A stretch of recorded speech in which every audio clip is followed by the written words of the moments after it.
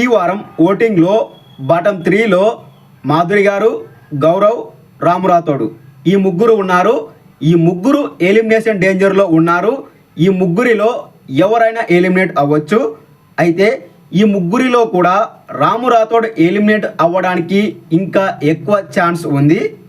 రాము Rathod game అసలు ఏమీ లేదు, ఒక నామినేషన్స్లో మాట్లాడడం తప్ప. ఇంతకు ముందు వారాల్లో కూడా అంత గొప్ప ఓటింగ్ అయితే రాముకు పడలేదు. ఏదో అలా సేవ్ అవుతూ వచ్చాడు, ఎలిమినేషన్ డేంజర్లో ఉంటూనే వచ్చాడు. ఈ వారం ఎలిమినేట్ అవ్వడానికి హై ఛాన్స్ ఉంది. ఇక ఓటింగ్లో ఫస్ట్ ప్లేస్లో తనుజ ఉంది, సెకండ్ ప్లేస్లో కళ్యాణ్ ఉన్నాడు. కానీ ఈ వారం వీరిద్దరి మధ్య ఓటింగ్లో డిఫరెన్స్ మాత్రం చాలా ఉంది. ఇక థర్డ్ ప్లేస్లో డెమాన్ పవన్ ఉన్నాడు. ఇన్ని రోజులకు ఆడియన్స్ డెమాన్ పవన్ను గుర్తించారు అనుకోవాలి.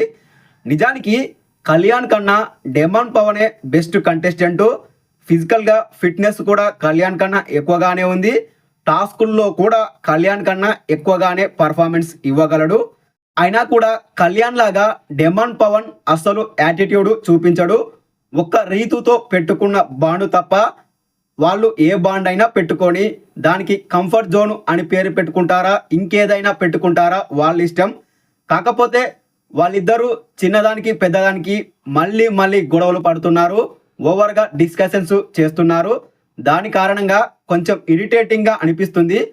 అది తగ్గించుకోవాలి, ఇద్దరూ తగ్గించుకోవాలి. రీతు తగ్గించుకోవాలి, డెమాన్ పవన్ కూడా తగ్గించుకోవాలి. ఆ తర్వాత ఫోర్త్ ప్లేస్లో సంజన గారు ఉన్నారు, ఫిఫ్త్ ప్లేస్లో రీతు ఉంది, సిక్స్త్ ప్లేస్లో మాధురి గారు ఉన్నారు, సెవెంత్ ప్లేస్లో రాము రాథోడ్ ఉన్నాడు, ఎయిత్ ప్లేస్లో గౌరవ్ ఉన్నాడు.